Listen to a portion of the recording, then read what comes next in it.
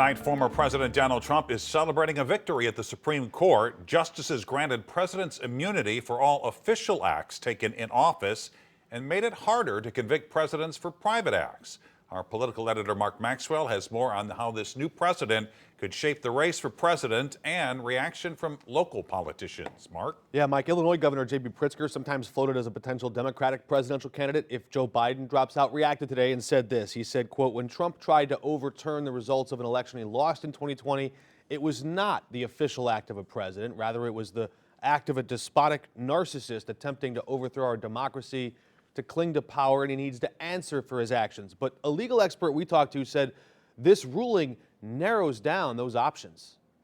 It makes impeachment much more important, and it makes the idea of prosecuting a president in a local courtroom much less likely. 5 on Your Side legal analyst Anders Walker reacted to a 6-3 Supreme Court ruling where the conservative majority warned of an executive branch that cannibalizes itself, with each successive president free to prosecute his predecessors. I think the court is more worried about using the criminal justice system for retribution, criminal cases being brought against incumbent presidents to derail them. This case isn't about an incumbent president, it's about a former president.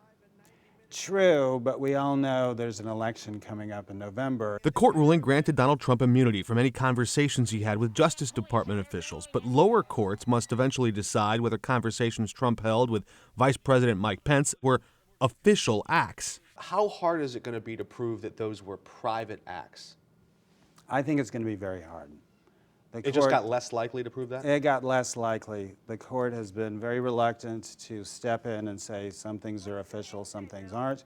If you're president of the United States, pretty much everything you do is official. Justice Amy Coney Barrett agreed with the majority opinion with one major caveat.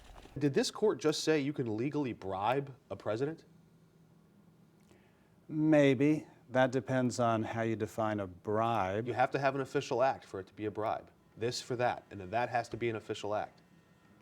That could be diplomacy. Or as Rod Blagojevich would have said, just politics.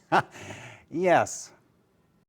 This ruling underscoring the immense power and public trust we place in the hands of our president. It underscores the importance of this upcoming election, which could also determine the future direction of this Supreme Court.